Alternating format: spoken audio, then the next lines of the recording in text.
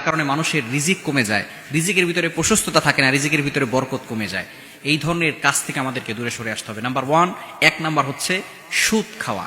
অনেক মানুষ আছে দেখবেন সুদ খায়, আল্লাহ তাআলা যেটাকে নিষেধ করে দিয়েছে সেটা সে এমন ভাবে খাওয়া শুরু করে, আবার সে 5 ওয়াক্ত নামাজও পড়ে, দাড়িগুলো পেকে গিয়েছে, নামাজের সর্বপ্রথম কাতারে এসে দাঁড়ায়, আবার সুদের কারবারও করে। এরকম মুসল্লি সমাজে আছে না নাই?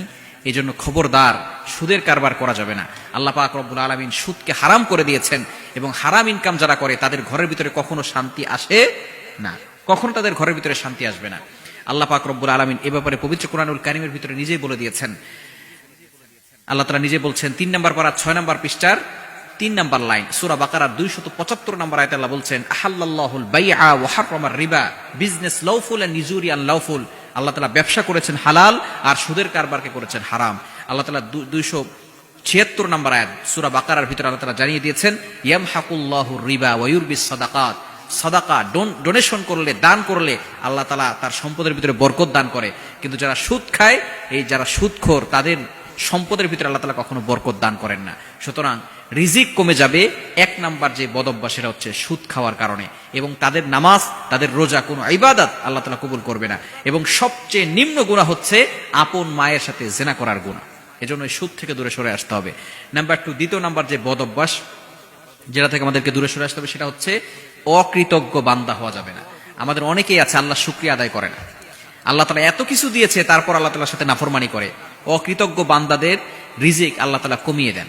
আল্লাহ পাক রব্বুল আলামিন সূরা ইব্রাহিমের 7 নম্বর আয়াতে একটি অংশে বলেছেন, লা ইন শাকারতুম লা আযীদান্নাকুম ওয়া লা ইন কাফারতুম ইন আযাবি লাশাদীদ। আল্লাহ তাআলা বলছেন, যারা আমি আল্লাহর নিয়ামতের শুকরিয়া আদায় করবে, আমি আল্লাহ তাদেরকে বাড়িয়ে দিব, কিন্তু যারা নিয়ামতের শুকরিয়া আদায় করবে না, অকৃতজ্ঞ বান্দা হবে, আমি আল্লাহ তাআলা তাদের নিয়ামতকে ছিনিয়ে নিব, এবং তাদের জন্য রেখেছি ভয়াবহ আযাব। সুতরাং অকৃতজ্ঞ বান্দা হওয়া যাবে না।